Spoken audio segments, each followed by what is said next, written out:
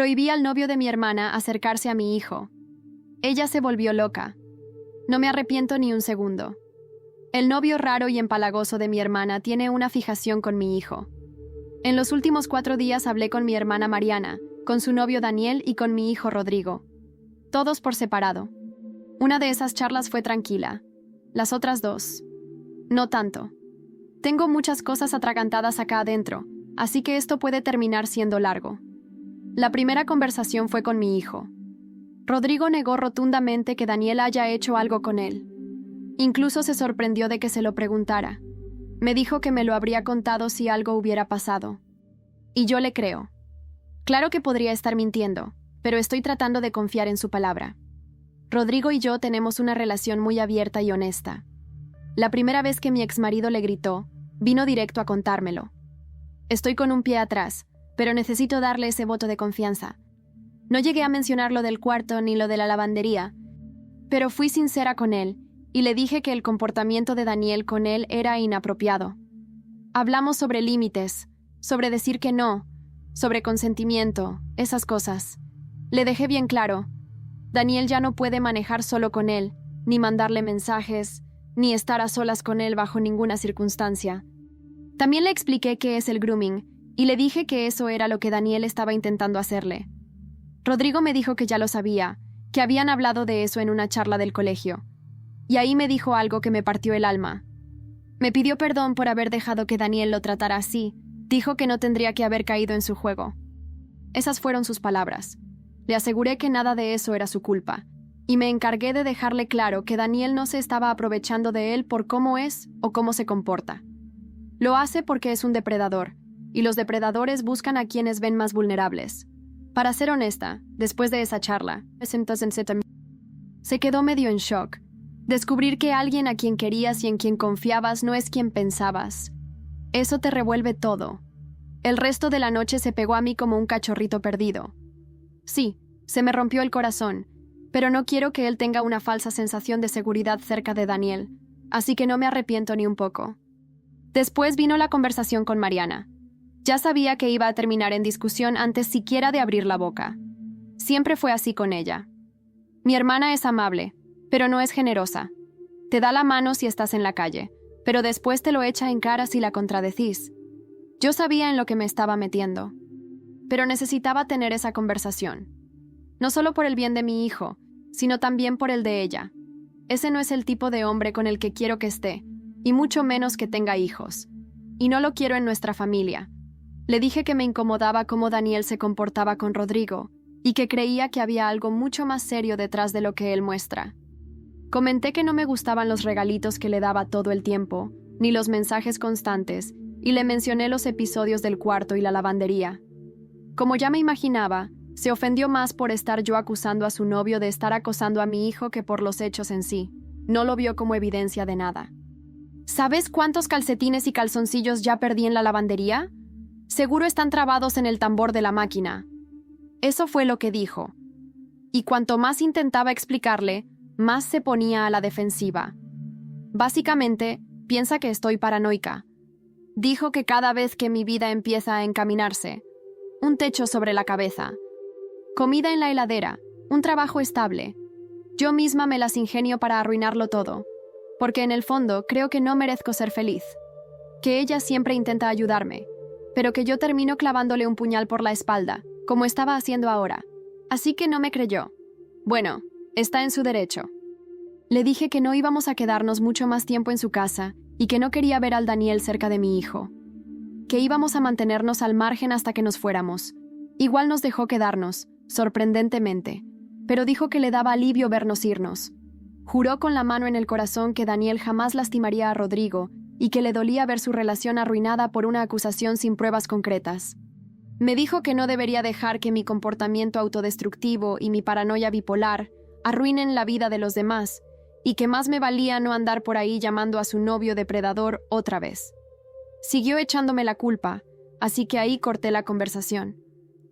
Y todavía dijo que quiere que le reembolse por la ropa y por las compras del supermercado, porque al parecer nos estamos vaciando la despensa con tanta comida. Sí, un chico de 8º grado en plena estirada de crecimiento come un montón. Qué sorpresa, ¿no? Pero le pedí disculpas y le dije que de ahora en más voy a comprar la comida solo para Rodrigo y para mí. Daniel volvió del retiro de la iglesia el viernes por la mañana, y ahí fue cuando lo enfrenté. Estaba muy enojada, así que no me guardé nada. Al principio estaba medio perdido con mi bronca, pero en cuanto entendió de qué se trataba, su actitud cambió. «Sentémonos, hablemos», repetía. Pero el que estaba nervioso era él. Parecía que iba a tener un ataque de ansiedad. Yo me mantuve tranquila. Le pregunté por qué estaba en la habitación de mi hijo en medio de la noche con la puerta cerrada. Me dio la misma excusa de siempre, que estaba buscando su celular. Entonces le pregunté por qué no podía haberlo hecho a la mañana siguiente. Nunca había hecho las maletas tan rápido en mi vida. Ni siquiera cuando me echaron de casa de mi madre a los 19 años por quedarme embarazada. Esa vez lloré. Me temblaban las manos. Esta vez no. Esta vez cada prenda que doblaba era una promesa. Una promesa de que no volvería a dejar que alguien se acercara a Rodrigo con intenciones torcidas. Y una promesa de que los que se rieron de mí iban a conocer la verdadera definición de infierno. Nos fuimos de la casa de Mariana un viernes por la tarde. El cielo estaba nublado, como si hasta Sevilla estuviera reteniendo la respiración por lo que vendría después. No hubo abrazos, ni disculpas. Mariana nos despidió desde el marco de la puerta con los brazos cruzados, lanzándome esa mirada de superioridad que siempre había usado desde pequeñas. Como si fuera ella la que estaba protegiendo algo, no yo. Encontré una habitación en Triana, en una casa compartida con una señora mayor que apenas hablaba.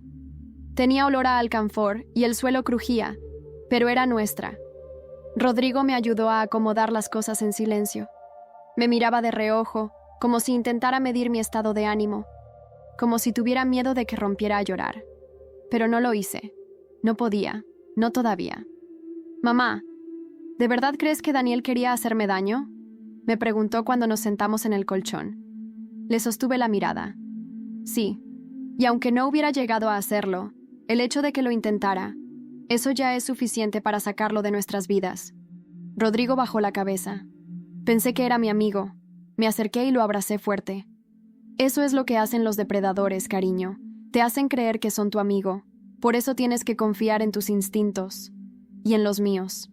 Esa noche dormimos abrazados. Su respiración me marcaba el ritmo del corazón. Sabía que tenía que recomponerme rápido. No podía darme el lujo de desmoronarme, no mientras él aún estuviera aprendiendo a distinguir entre el cariño verdadero y el interés envenenado. A la mañana siguiente, fui al supermercado más barato del barrio. El dinero no abundaba. Había dejado el trabajo como asistente en una tienda de ropa cuando Mariana me ofreció su casa. Ahora debía empezar desde cero, otra vez, pero al menos no tenía que mirar a Daniel a la cara fingiendo que no veía lo que él intentaba ocultar. Por la tarde, me senté frente al portátil y escribí el nombre completo de Daniel. Daniel Ruiz Contreras. Iglesia, barrio, trabajos anteriores. Necesitaba saber todo. Empecé a encontrar cosas raras. Cambios constantes de ciudad. 3 años en Valladolid, luego 2 en Cáceres, luego a Sevilla. Siempre trabajos cercanos a jóvenes, grupos juveniles, talleres escolares, actividades parroquiales. Todo muy voluntario. Todo muy estratégico. Ahí supe que no podía hacer esto sola. Pensé en Lara, mi amiga del instituto. Había estudiado Derecho en Madrid. Ahora tenía un pequeño despacho en Sevilla Este. Le escribí sin esperar mucho. ¿Podemos tomar un café? Es urgente. No pasaron ni 5 minutos antes de que contestara. Claro, ¿qué pasa? ¿Estás bien? Le mandé un audio contándole por encima. Cuando nos encontramos esa noche, no me abrazó como una amiga. Me abrazó como una aliada. ¿Tienes pruebas? Fue lo primero que me preguntó. Tengo recuerdos. Tengo actitudes. Tengo el testimonio de mi hijo. Ella suspiró. Con eso no basta para hundirlo, pero sí para empezar a buscar. Y si hay algo, lo vamos a encontrar. Ahí lo supe. Ya no estaba sola. Y cuando regresé a casa, Rodrigo me estaba esperando con algo en la mano. Mamá, encontré esto entre mis cosas. No es mío. Alguien lo metió ahí. Era una nota, escrita a mano, letra masculina. A veces, lo que parece protección es solo miedo, y el miedo puede ser más peligroso que yo. No dormí esa noche. Me pasé horas mirando la nota en silencio, dándole vueltas como si cada palabra tuviera una segunda capa escondida, que me estaba negando a entender. Rodrigo se quedó dormido en el sofá cama, pero su rostro no estaba en paz. Movía las cejas, fruncía los labios, murmuraba cosas que no alcanzaba a oír. Como si hasta sus sueños estuvieran tratando de liberarse de algo. Miré otra vez el papel arrugado. El miedo puede ser más peligroso que yo. ¿Eso era una amenaza? ¿Una advertencia? ¿O simplemente otra forma de manipular? A la mañana siguiente, llevé la nota a Lara. Ella la leyó varias veces antes de levantar la mirada. Esta letra, ¿estás segura de que es de Daniel? Casi segura. Lo vi escribir una vez una lista de compras. Se parece muchísimo. Podemos hacer una comparación. Tengo una colega grafóloga, pero antes de eso, tenemos que saber si él está detrás de esto o si alguien más lo está cubriendo. Lara era metódica, casi fría. Yo no, yo hervía por dentro. Cada minuto que pasaba sentía que alguien seguía observándonos, como si la sombra de Daniel se hubiera colado en nuestra nueva vida. Todo lo que quería era volver a respirar tranquila, pero me había metido en un juego más oscuro de lo que pensaba, y la única salida era la verdad, aunque doliera. Esa misma semana, Lara contactó con una excompañera suya del colegio que, según ella, había tenido un roce con Daniel hacía unos años. Quedamos las tres en una cafetería del centro, cerca de la catedral. Su nombre era Almudena, y al verla me costó imaginar que algo pudiera quebrarla. Era una mujer elegante, de voz firme, mirada afilada. Pero cuando Lara le mencionó el nombre, Daniel Ruiz, se le nublaron los ojos. «No puedo probar nada», dijo ella bajando la voz. «Pero ese hombre no es lo que aparenta. Estuvo en la parroquia de mis hijos. Se ofreció como mentor del grupo de confirmación. Todo el mundo lo adoraba. Era encantador. Pero algo no encajaba. Siempre se quedaba después de las reuniones. Una vez lo encontré en el despacho del cura con uno de los niños. Solo, con la puerta cerrada. ¿Y denunciaste?», pregunté, aunque ya conocía la respuesta. «¿Y tú lo hiciste?». Me devolvió la pregunta con dureza. Me tragué las palabras. Lo confronté. Se hizo el ofendido. Al mes siguiente, ya no estaba. Se fue a otra ciudad. Nadie preguntó por qué. Lara asintió, como si esa pieza encajara perfectamente en el puzzle. Tiene un patrón, y vamos a destaparlo. Después de esa conversación, algo dentro de mí cambió. Hasta ese momento, había estado reaccionando, protegiendo, sobreviviendo, pero ahora era yo quien iba a mover las fichas. Quería justicia, y si la justicia no llegaba rápido, entonces iba a exponer la verdad de formas que nadie pudiera ignorar. Volví a casa esa noche con otra energía. Rodrigo estaba haciendo deberes, concentrado, pero al verme, notó mi expresión. «¿Descubriste algo?». «Más de lo que pensaba, pero aún no es suficiente». Él dejó el lápiz y me miró, serio. «Quiero ayudarte, mamá». «Ya me ayudas, solo con ser fuerte». «No, quiero ayudarte de verdad. Hay algo que no te conté». Mi corazón se detuvo por un segundo. «¿Qué cosa?». Rodrigo bajó la mirada, como si le costara decirlo. «Daniel me pedía que no te dijera ciertas cosas. Me decía que era nuestro secreto, que tú te pondrías celosa si sabía que nos llevábamos tan bien». Me quedé helada. ¿Y qué cosas eran esas? Me pedía que le mandara fotos cuando no estaba. Me hacía preguntas sobre lo que hacíamos tú y yo cuando estábamos solos en casa. A veces me decía que escribiera un diario y que se lo enseñara solo a él. Sentí una rabia tan grande que me dieron arcadas, pero no lloré. Me arrodillé frente a mi hijo y lo abracé con todo lo que tenía. «Nunca más, Rodrigo, nunca más nadie va a hacerte sentir así». «Lo sé, mamá, por eso te lo digo ahora. Quiero que lo detengas. No iba a fallarle, ni a él ni a mí. Ya no era solo una madre defendiendo a su hijo, era una mujer enfrentando a un depredador. Y no iba a parar». Al día siguiente, cuando fui a la cocina a hacer café, encontré la puerta del patio abierta. No la habíamos dejado así, y en el suelo una fotografía vieja, una de Mariana, Rodrigo y yo, con una nota escrita detrás, en la misma letra de la anterior. Las familias rotas no se curan con odio, se entierran con él. Estuve media hora mirando esa foto. No sabía si llorar, romperla o guardarla como prueba. La imagen era de hace unos años, cuando todavía creía que Mariana y yo podíamos ser cómplices, cuando Rodrigo aún llevaba ese flequillo ridículo que él mismo se había cortado con tijeras escolares.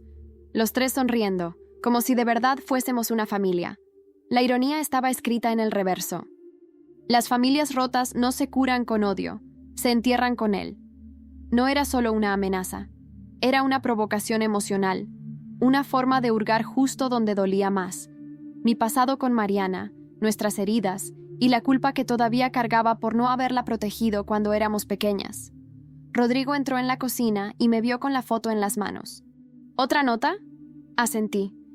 ¿Quieres que llamemos a la policía? Negué con la cabeza. Todavía no. No sin pruebas más sólidas. Pero ya no es solo contigo, Ro. Ahora va por mí también. Esto es personal. Llamé a Lara. Quedamos esa misma tarde. Ella llegó con una carpeta llena de documentos, papeles y nombres subrayados. Encontré algo.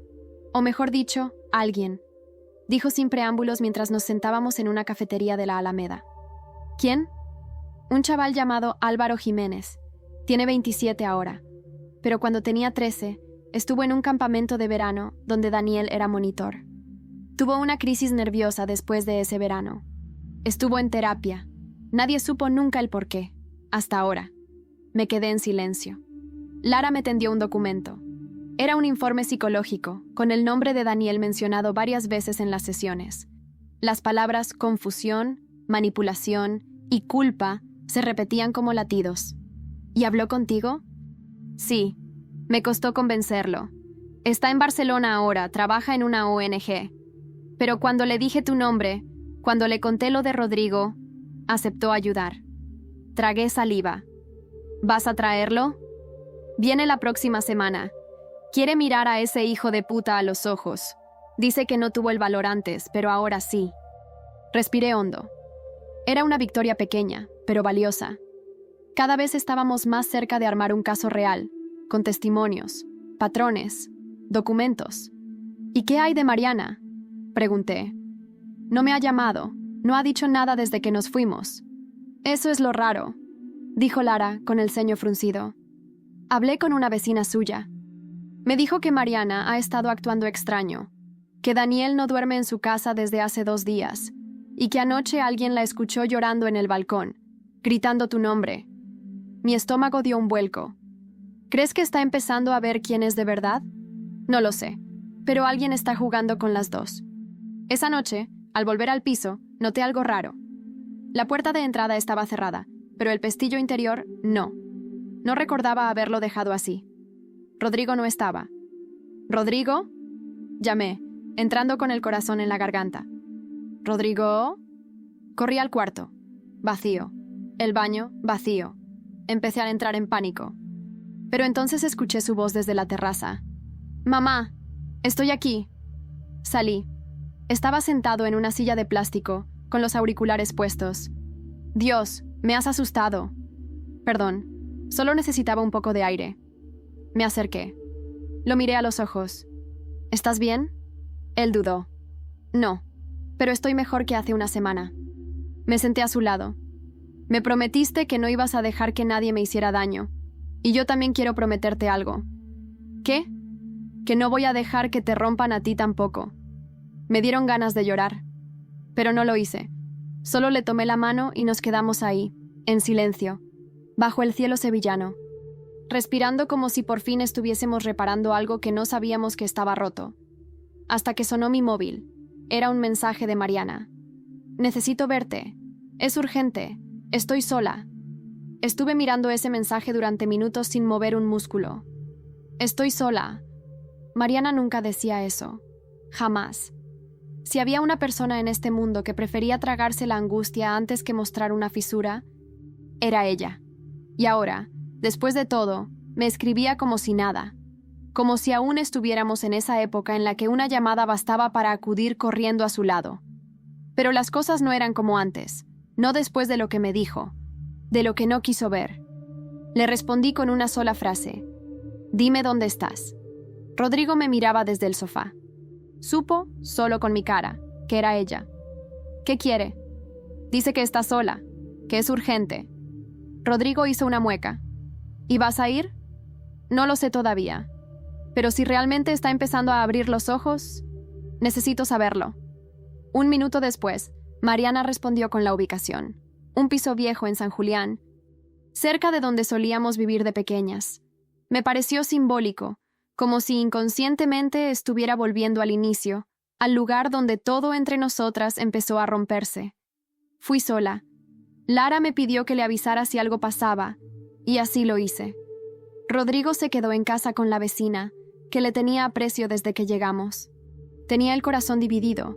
Quería ayudar a mi hermana, pero también temía que todo fuera otra manipulación. Otra escena bien actuada. Cuando llegué al piso, me costó reconocerla. Mariana estaba sentada en el suelo del salón, con una manta sobre los hombros, el maquillaje corrido y el pelo recogido de forma descuidada. Parecía una mujer que había perdido algo que no sabía que tenía. «No me mires así», dijo sin levantar la cabeza.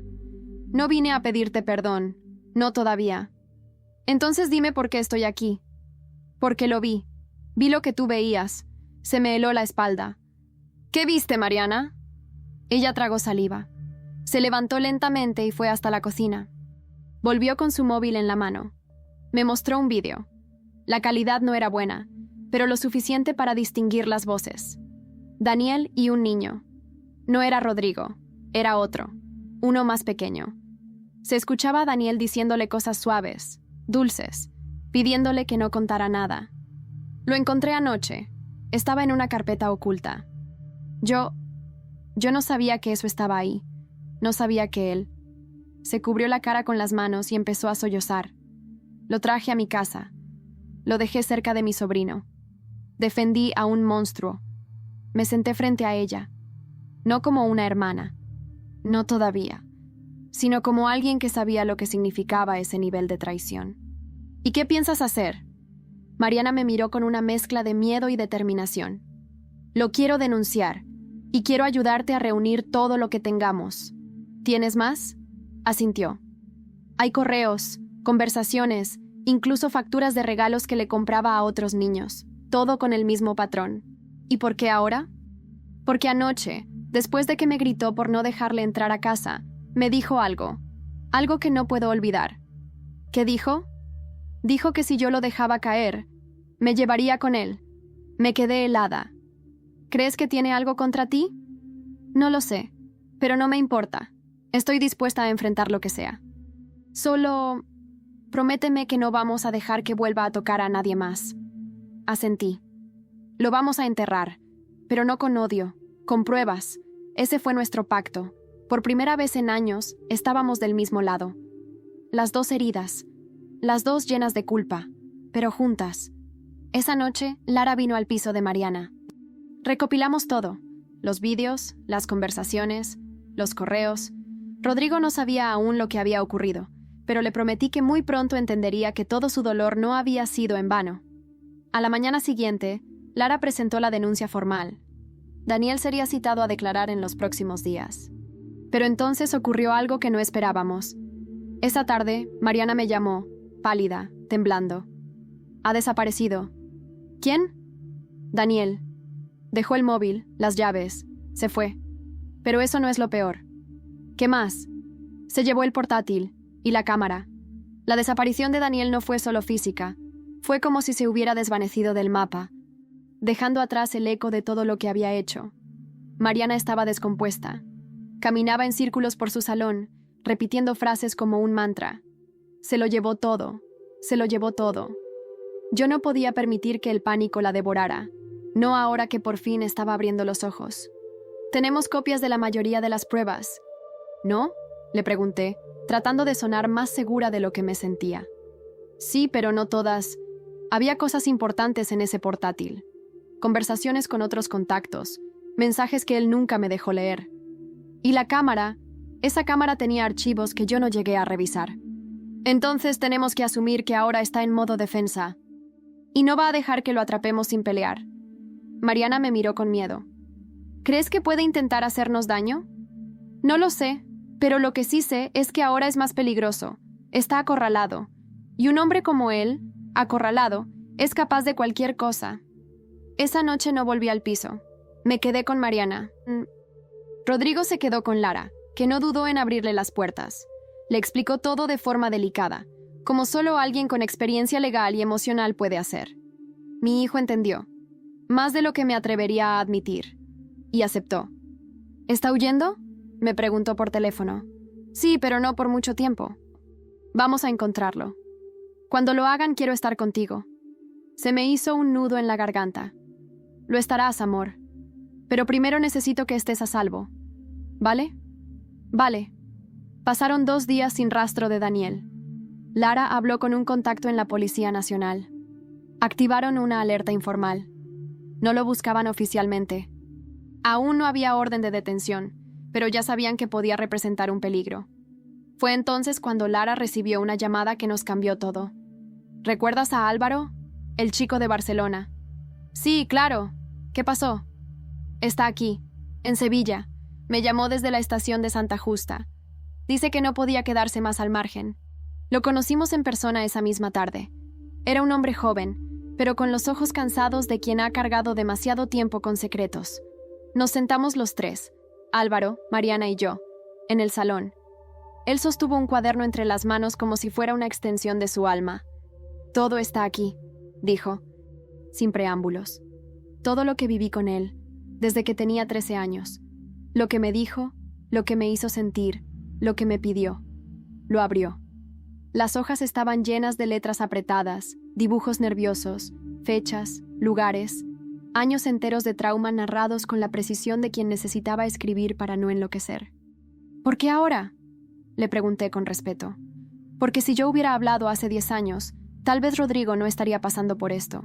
Tal vez tú no habrías tenido que huir de tu casa. Tal vez tú no... Miró a Mariana. No habrías dejado entrar a un monstruo. Mariana bajó la mirada. Todos fuimos manipulados, dije. Pero ahora estamos haciendo lo que nadie quiso hacer antes. Lo estamos enfrentando. Álvaro asintió. Y estoy dispuesto a testificar. A donde sea, cuando sea. Lara lo escuchó todo en silencio. Luego tomó el cuaderno con delicadeza. Esto es más que un diario. Es evidencia. Mañana mismo vamos a fiscalía. Esa noche sentí algo parecido a esperanza. No era completa, no era cómoda, pero era real. Por primera vez desde que todo empezó, vi un camino, pero la esperanza duró poco. A la mañana siguiente, Mariana bajó al coche para ir conmigo a fiscalía. Yo estaba terminando de arreglarme cuando sonó mi móvil. Era un número desconocido. Respondí con cierta desconfianza. ¿Hola? Silencio. Luego, una voz masculina, distorsionada. Sabía que no te ibas a rendir tan fácil. ¿Daniel? No me llames así. Ya no soy ese. Y tú deberías saber que las madres como tú, las que escarban demasiado, a veces terminan enterradas con lo que encuentran. El teléfono se cortó. Salí corriendo hacia la calle. El coche de Mariana no estaba. Corrí calle abajo como si las piernas se movieran solas. No sentía el cuerpo. No escuchaba nada, ni el tráfico, ni los pasos, ni mis propios gritos. Solo la imagen de Mariana en ese coche, sola, vulnerable, cayendo otra vez en la red de ese hombre. Llamé al móvil de Mariana. 1 vez, 2, 3, nada, ni señal, ni buzón. Solo un silencio brutal que me devoraba desde dentro.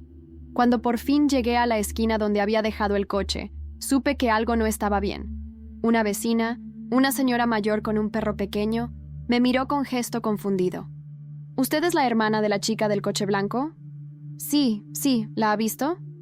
Acaba de marcharse, pero no iba sola. Un hombre subió con ella. Ella parecía extraña, como si no quisiera ir. ¿Reconoció al hombre?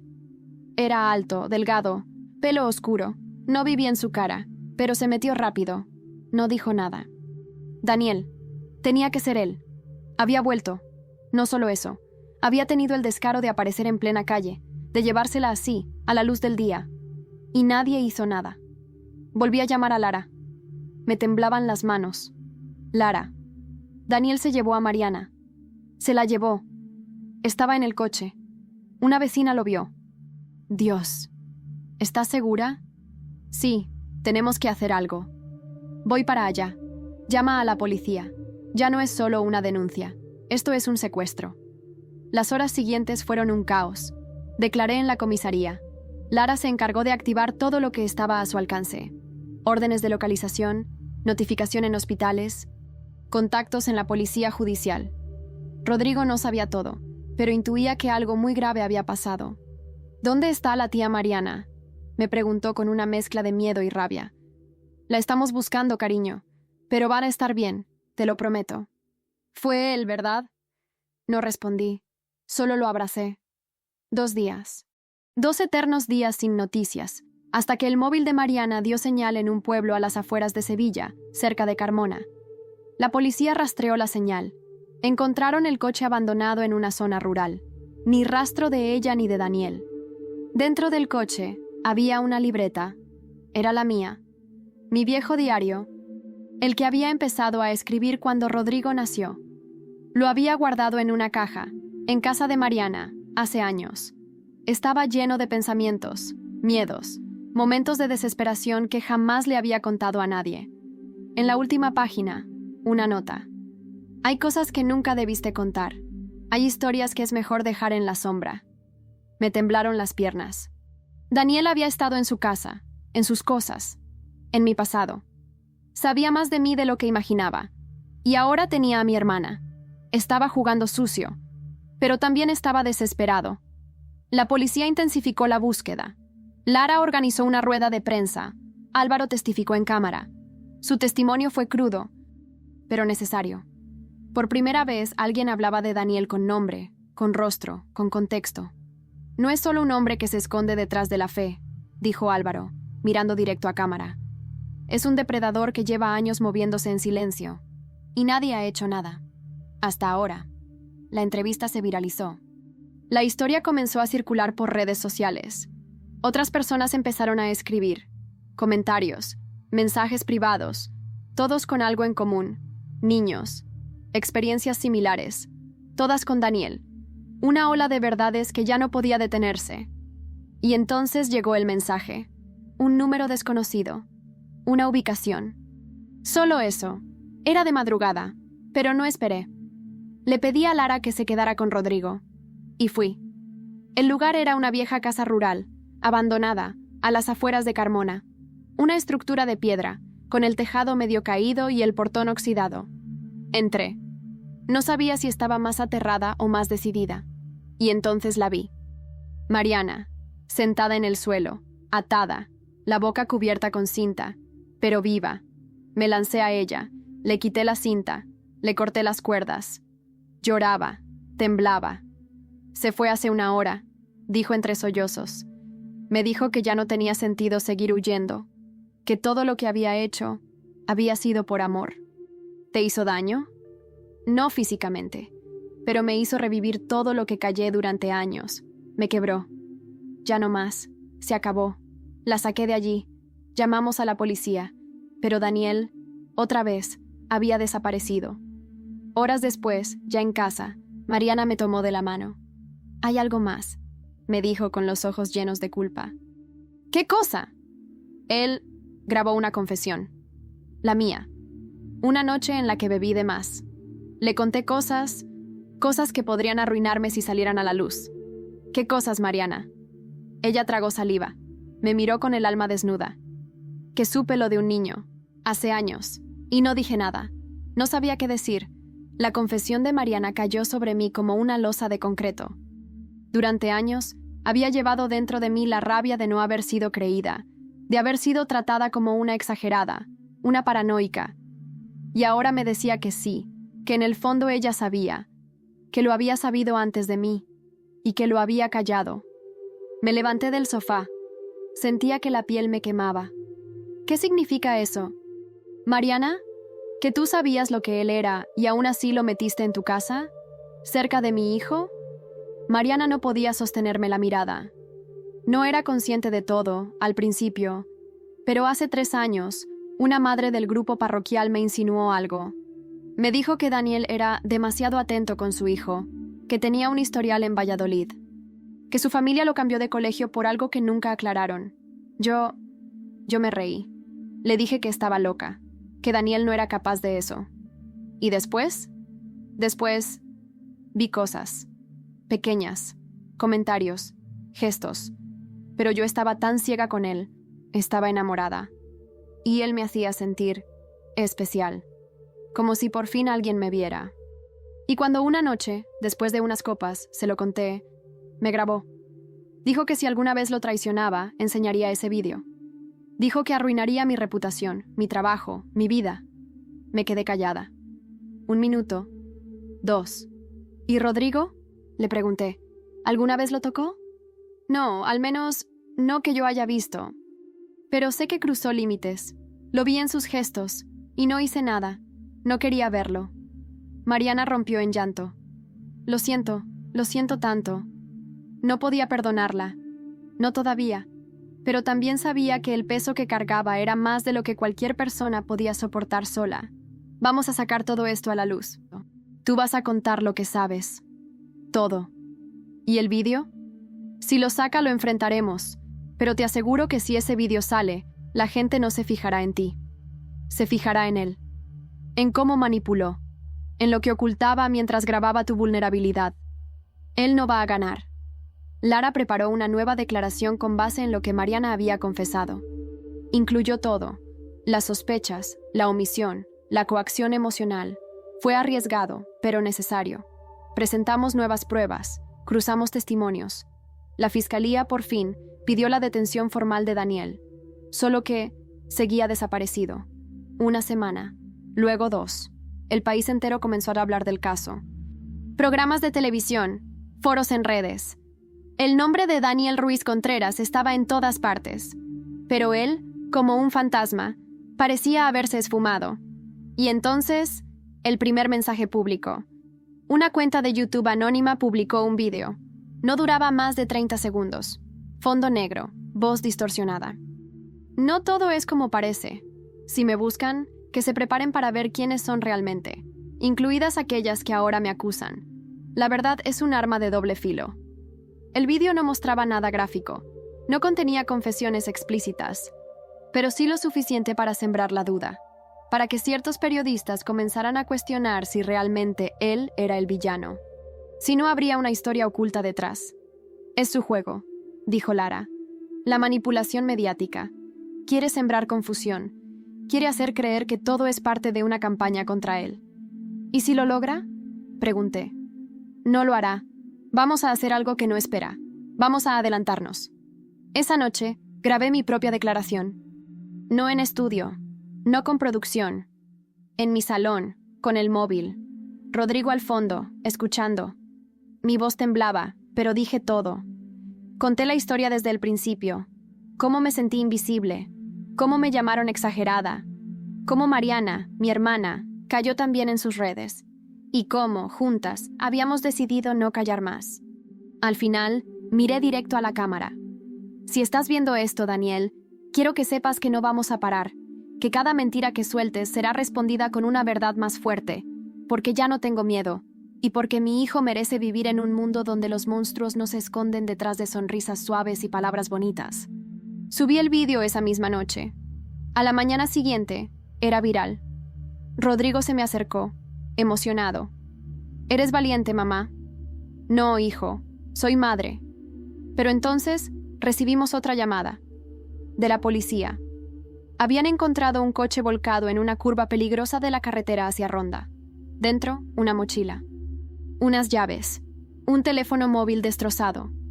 El coche estaba a nombre de Daniel Ruiz Contreras. Pero el cuerpo no estaba. Ronda. Esa palabra quedó grabada en mi mente durante días. Ronda. El lugar donde supuestamente Daniel se accidentó. Donde dejaron un coche con su nombre, un teléfono inutilizado. Pero ningún cuerpo. Era tan él, tan meticulosamente teatral. Quería que creyéramos que estaba muerto, o que lo buscáramos como a un fantasma. Lara y la policía no lo compraron ni por un segundo. La zona fue revisada en profundidad. Barrancos, ríos cercanos, incluso los hoteles del área. Nada. Ni una señal. Era evidente que todo había sido preparado. Alguien más pudo haber conducido ese coche, o tal vez él mismo, con ayuda. Pero si algo sabíamos todos era que Daniel estaba vivo. Y eso nos carcomía lentamente. Durante las semanas siguientes, empecé a ver cosas en mí que nunca había reconocido. Pequeñas manías, ansiedad por sonidos mínimos, miedo a revisar el buzón, a contestar llamadas desconocidas. Estaba alerta todo el tiempo. Rodrigo también. Dormía con la puerta cerrada con llave. Me miraba con una mezcla de ternura y preocupación cuando creía que no lo notaba. Una noche me desperté gritando, sudando. Soñé que Daniel estaba en mi casa, sentado en el salón, hablándole a Rodrigo. Que yo lo veía, pero no podía moverme, como si todo mi cuerpo estuviera hundido en concreto. Rodrigo vino corriendo. Estoy bien, le dije jadeando. No, no lo estás, mamá, y no tienes por qué fingirlo. Lo abracé con más fuerza de la que creía tener. Estoy tratando, Ro, pero me cuesta. Lo sé, a mí también. Pero vamos a salir de esto. Juntos. Un día, mientras caminábamos por el centro histórico, pasamos junto al ayuntamiento. Una pequeña manifestación se estaba formando. Vi pancartas, rostros, gente con camisetas que decían, rompe el silencio. Una mujer me reconoció. Se acercó. No tendría más de 25 años. Ojos llorosos. Voz suave. ¿Eres tú? ¿La madre del chico? ¿De Rodrigo? Asentí. Quería darte las gracias. Yo también fui víctima de él. Nunca me atreví a decir nada. Pero gracias a ti, pude hablarlo por primera vez con mi madre. Nos abrazamos. Lloramos. Rodrigo nos miró en silencio. Y yo supe que, aunque aún no hubiéramos ganado, ya habíamos empezado a cambiar algo. A romper cadenas. A los pocos días, una asociación de mujeres sobrevivientes me contactó. Querían que contara mi historia. No como víctima, sino como ejemplo de fuerza. Me tembló el cuerpo cuando acepté. Pensé en Mariana, en Lara, en Rodrigo, en Álvaro, en todos los que habían hablado, los que aún callaban y los que nunca pudieron decir nada. La primera charla fue en una escuela pública. Rodrigo fue conmigo. Se sentó en primera fila, con una libreta. Cuando terminé, se levantó y me aplaudió con lágrimas en los ojos. Sentí que algo dentro de mí se liberaba. Esa noche, de regreso a casa, me dijo algo que nunca voy a olvidar. Mamá, creo que por primera vez ya no tengo miedo de él. ¿Y sabes por qué? Porque tú tampoco lo tienes, pero el pasado no desaparece tan fácil. Una semana después, Mariana me llamó al borde de un ataque de nervios. Me llegó algo al correo, dijo. Es un vídeo. ¿Qué tipo de vídeo? Una grabación oculta. Es nosotras. En la cocina. El día que hablábamos de denunciarlo. Está grabado desde fuera de la ventana. Nos escuchamos perfectamente. Me quedé en silencio. ¿Lo viste todo? No. Lo detuve. Me dio miedo. Envíamelo. Ya. Cuando lo abrí, mis manos temblaban. El vídeo estaba filmado con una cámara de alta definición, escondida, probablemente desde la calle. Se escuchaba todo. Nuestras dudas, nuestro miedo, nuestro plan. Y al final, una voz. Las confesiones son útiles, pero las vigilancias lo son aún más. No me habéis vencido. Aún no. Era él. Estaba espiándonos. Nos había estado observando, durante semanas, tal vez más. Daniel nunca desapareció, solo cambió de táctica. No era paranoia, nunca lo había sido. Durante semanas sentí que algo me observaba desde las sombras, que cada paso que daba era acompañado por un silencio demasiado presente. Ahora tenía la prueba. Daniel no solo nos había vigilado, lo seguía haciendo. Y lo peor no era eso. Lo peor era saber que seguía cerca, que podía estar a una calle, en un café, en una tienda cualquiera, mirándonos como si fuésemos su propio experimento. Y eso me llenó de rabia. Me senté frente al portátil. Abrí un nuevo documento y comencé a escribir. Todo. Cada detalle que no había contado. Todo lo que Mariana y yo habíamos descubierto. Cada rostro que Daniel había marcado. Escribí como si mi vida dependiera de ello, porque, en cierto modo, dependía. Mariana vino esa tarde. Su rostro tenía menos miedo y más determinación. Se sentó en el sofá, cruzó los brazos. He pensado en lo del vídeo. No voy a dejar que me controle más. Si quiere publicarlo, que lo haga.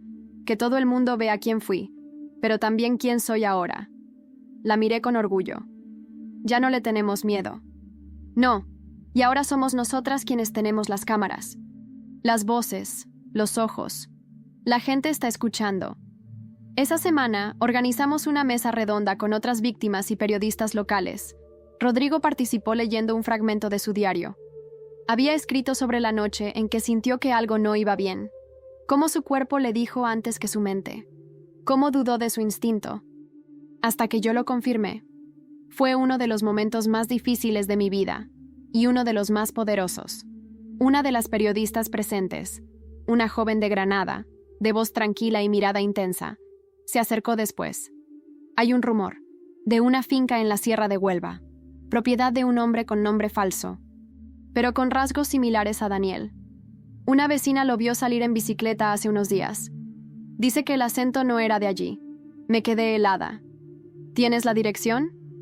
No, pero tengo contacto con un periodista de investigación que la está rastreando.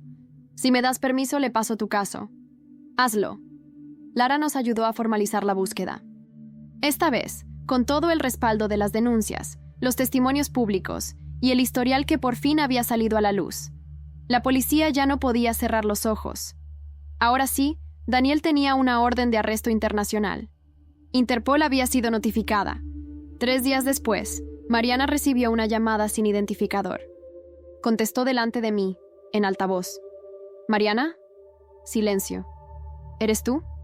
Una respiración, lenta, controlada. Nunca quise haceros daño. ¿Dónde estás, Daniel? En algún lugar donde no podéis tocarme. Pero lo que hice, lo que fui, no importa ya. Vosotras ya me destruisteis. No, te destruiste tú. Nosotras solo encendimos la luz.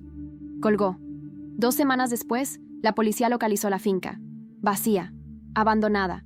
Pero encontraron restos, grabaciones, diarios, fotografías. No solo nuestras, de otros, de antes, de años atrás. Y entre ellas, un pasaporte falso. Nombre, Carlos Menéndez. Foto, Daniel, más delgado, con barba, pero inconfundible. Había huido otra vez. Pero ahora ya no tenía redes, ni refugio, ni anonimato. Y entonces, la llamada. Un periodista italiano. Lo habían visto en Milán, en un hostal barato, registrado bajo otro nombre, pero con la misma voz. Lo habían reconocido por el vídeo viral de Rodrigo. La policía italiana fue notificada. Una noche antes de su detención, Rodrigo vino a mi habitación. Traía una caja en las manos. «Quiero que leas esto», dijo. «Es mi carta final para él. No la voy a enviar. Solo quiero que la leas tú». La abrí. Eran 3 páginas, escritas con la letra firme de mi hijo. Palabras llenas de rabia contenida, pero también de compasión. No por Daniel, sino por sí mismo, por el niño que había sido, por el que sobrevivió. Lloré al leerla. «Eres mucho más fuerte de lo que crees», le dije. «Lo soy porque tú me enseñaste». Al día siguiente, Daniel fue capturado. No opuso resistencia, pero cuando lo sacaron esposado del hostal, giró la cabeza hacia la cámara de un periodista y sonrió. Una sonrisa vacía. De alguien que sabía que había perdido, pero aún quería dejar una cicatriz. Esa noche, dormí profundamente. Por primera vez en años. Han pasado 2 años desde que Daniel fue detenido en Milán. A veces me sorprendo al pensar en él y no sentir miedo. Solo un vacío. Un eco de todo lo que fue y de lo que destruyó. Pero también de lo que nos obligó a reconstruir. El juicio se celebró en Sevilla, en medio de una cobertura mediática intensa. Mariana testificó. Yo también.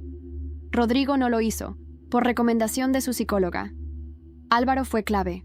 Su testimonio marcó un antes y un después en la sala. Fue crudo, valiente, desgarrador. Daniel no mostró remordimiento. Se declaró inocente hasta el final, incluso frente a las pruebas más irrefutables. Vídeos, correos, testimonios de más de 10 víctimas. El juez lo condenó a 27 años de prisión. La sala estalló en silencio.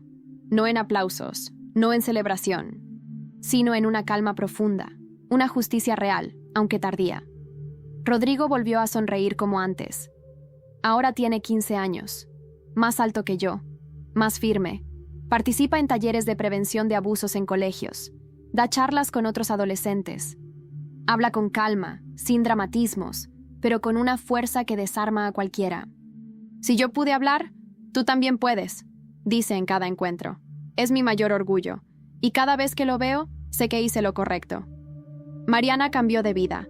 Dejó el trabajo en la ONG donde estaba y se fue a vivir a Cádiz. Allí trabaja como voluntaria con mujeres que han sobrevivido a relaciones abusivas. Sigue en terapia. A veces me llama llorando, otras veces riendo. Nuestra relación ya no es perfecta, nunca lo fue, pero aprendimos a hablarnos sin máscaras, a dejar espacio al perdón, sin olvidar la memoria. Un día me dijo algo que no he podido sacar de la cabeza. Pensé que el infierno era perderlo a él. Pero el infierno de verdad fue darme cuenta de que nunca lo tuve. Solo me tuvo él. Lara abrió una fundación con parte de los fondos que recibió tras la publicación del caso en medios nacionales. Ayuda a víctimas a acceder a representación legal gratuita. Se convirtió en una referencia nacional. Ya no es solo mi amiga. Es una mujer que cambió el sistema desde dentro. Seguimos viéndonos. A veces en cafés, otras veces en juicios. Nos reímos mucho. Lloramos cuando hace falta. Y siempre al despedirnos me dice: no olvides lo que hiciste. Tú abriste la puerta que todos tenían miedo de tocar.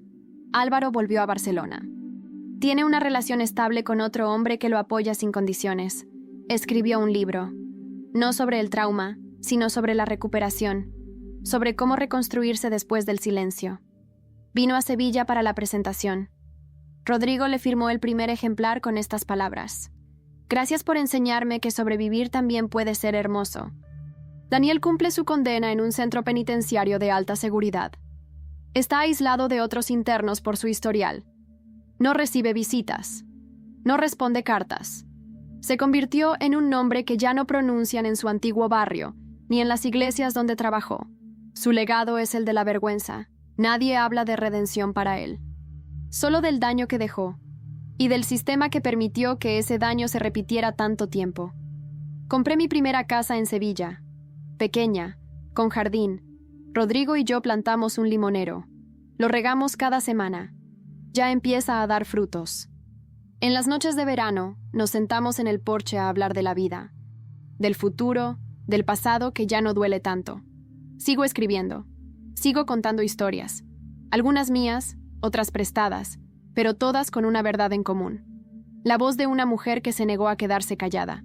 Y cada vez que alguien me pregunta cómo empezó todo, les digo la verdad.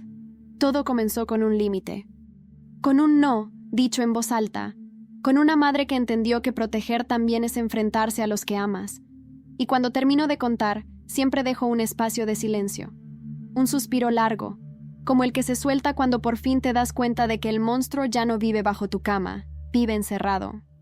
Y tú, estás libre.